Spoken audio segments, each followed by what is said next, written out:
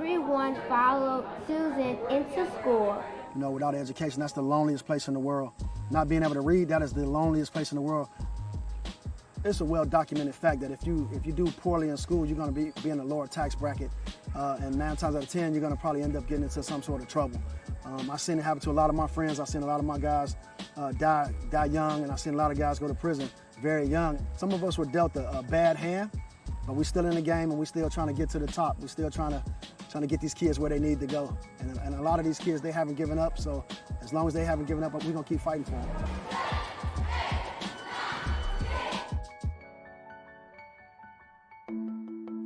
The Downtown Boxing Gym is an after-school program that's free to the kids in our community and surrounding area. The boxing is the hook to get the kids in the door. You know, it's easier to get a guy to come to a boxing gym than it is to get a guy to come to an after-school reading academic program. It's easier to say that I'm going to the boxing gym because now your friends might come tag along because they want to see what's going on. I read one time a guy said you can find out more about a person in an hour of play than you can a lifetime of questioning. So I needed that hour of play. I had to figure out what that hour of play looked like to me. So I said, this hour of play, I can teach them how to box. And in that moment, they'll be vulnerable. They'll tell me what's really going on in their life. I can ask the important questions in that hour that I have with them. Because if you get hit, you can just squat down and start back punching. I went to Detroit Public School, and the school system didn't identify that I had a problem. But I identified that problem myself by about the 3rd grade. I realized that I couldn't read or write. And I would just fight all the time, constantly, because people would make fun of me because I couldn't read. And so, you know, they ended up passing me along to the 4th grade, and then I went to the 5th grade. Before you know it, I was in high school, and I still had never learned how to read and write. It's been a while, you know, and I still see the same thing going on right now to this day. I see kids who are considered honor students, but they're reading at a 4th grade or 3rd grade level, and you're in the 12th grade. A family member of mine, he had said, do you realize the rest of the world doesn't live like this? And he showed me a picture of all my friends that were dead or in jail, and I thought to myself, what is that I want to do? I wanted to read. And so one day I was at my job, and I just decided, am I really at the right place where I need to be? So I just walked off my job that day. I just literally quit my job and said, this is what I want to do. I want to start doing something in my community, doing something that really matters. And so I started the program back in 2007, and I've never looked back. Arms out to the side. Arms up. I became part of the Downtown Boxing Gym as a complete fluke. I walked through the doors in 2010 thinking I was going to work out. Khali at that time was offering adult training to keep the lights on. And I walked through the doors having no clue that it was an after-school program and literally fell in love in that moment and have never left. Kids that we're working with, when we test them, there is a pretty significant gap between where they should be academically and where they are, given their age and grade. My grades, they were not like the best, but after I came to the gym, I ended up, my last GPA in high school was actually 3.8. So the program is available to anybody 8 years old to 18. We also have a lot of guys who, once they turn 18 and go off to college, we follow them for the first 2 years of their college to make sure that they have support. I graduated and they also helped me out with scholarships, and they helped me like pick a college and also like to decide on what major I should go into. We have a lot of kids who may not have access to a lot of the resources that their counterparts have in the suburbs or surrounding areas. They don't have access to Wi-Fi, they don't have access to books or tutors or anything like that, so to help them when they're really struggling.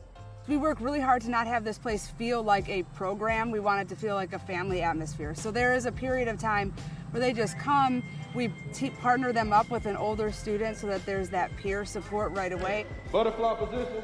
I feel comfortable coming here because I was able to express myself more. I'm meeting new people and exposing myself to other options and careers. It's a great place to come to. It's a safe environment, and if I need anything or help, I can ask them. So when you come in our program, we have math intervention, reading intervention, computer coding classes. We do a lot of robotics, and we have a STEAM lab, and we also provide transportation for free at no cost. We pick you up from home or school. We have a huge waiting list of about 1,300 kids to get into the program. Since Khali founded the program in 2007, every single student has graduated from high school. 98% of our students have gone off to college. Our primary focus is education. So our motto has always been books before boxing. We have social emotional curriculum for every age group that's done in very natural feeling ways. So, you know, kids play games, there's conversation. We try to make it as safe as possible to talk about, you know, what you're feeling. It improved a lot because I had tutors to help me to get my grades up, and I had coach to help me, like discipline me and listen more. I don't always tell people my business a lot, but it's like you can let out your anger and you can not be mad anymore. I've been feeling down most of the times, like people don't care about me and stuff like that, but once I talk to staff members and like counselors here, they tell me like, we care about you and Downtown Boxing Gym is here for you. It's just the love from them to you. It's just, the first day I didn't even know, and they showed me love. They told me their rules and they told me how to stand by it, and you know I gotta respect that, and they respect me. You know, it's about the respect and the love for you. That's the main thing. A unique problem that we see our kids face is that often they're viewed as the problem instead of the system being viewed as the problem. So that'll have an effect on your psyche. You question all the time, like, is something wrong with me? You know, why am I the one that can't get it and everybody else can? At times I did become like kind of depressed because I didn't like understand the material. I feel like with the gym, they helped me understand the work better, so my stress became relieved because I actually felt like there was somebody there to help me. And I felt like that I can actually like achieve something in life because I started to get the basics that were being taught in high school. I've seen those kids that they said diagnosed to being learning disabled to now holding good jobs downtown and graduated with honors. I don't see a bad kid, I see a kid who hasn't been heard.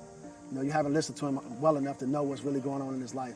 We've had a lot of breakthroughs. You know, boxing is a sport that takes a lot of discipline. You know, the boxing ring itself, I call it the lie detector test. So we have a lot of honest conversations in the gym. That one-on-one mentoring opportunity that the sport provides is incredible. And at the same time, you're not going to be successful in life if you don't have discipline, if you don't finish something from beginning to end, if you don't have self-control, if you can't manage your emotions. And so we build that discipline into every component of our program. It's like, first you get your work done. That's the number one thing you should do, get your work done. And then you get to do what the coaches ask you to do. Like, if you say you gotta go outside, you go outside. Say, do push-ups, do it. I feel like they're like a father figure to me. We hold them to a standard of, you know, we're not gonna force you to be a 4.0 student, but we're gonna ask you to give it everything that you got. You have to give 100% because we have to get you to the level that you need to be at. Layup. Hey, Tyler King. Hey, Coach Jasmine. With our program, you know, the emotional health that we offer and the emotional support that we offer always is needed, and then you add a pandemic on top of that. We're looking at potentially an entire school year of learning lost, so the support that we're providing is almost, we would consider an emergency. What do we get? 6,504 is what I got. Double check. And so when COVID hit, you know, we just kicked it into gear. We took all the seats out the vans. Instead of sending food home just to the one kid that's in the program, we knew that his whole family would need food. So we started preparing meals and stuff to go home to the families. We started getting food and supplies for whole families. We went out shopping. We loaded up the vans every day. 50 jumper jacks, go. We took our classes online and did a lot of virtual stuff, virtual workouts, virtual classes. And right now, the state is opened up slowly. As the state has opened up, we've been able to bring some kids back in small groups. We re-outfitted our vans to have barriers in between the drivers and each set row of kids. We've set up screening stations. We screen them before they get in the van, screen them when they get here. We're still doing other stuff to help other organizations, but we're focusing on the kids who can't get anywhere through the day when their parents have to go to work because they can't work remotely. What I want to be when I grow up is whenever somebody hears my name, whenever somebody hears my music, whenever somebody just listens to my voice, I want them to know exactly who I am. Let no one tell you what you can't do. Shoot for the stars and make your dreams come true. Ooh. You gotta believe.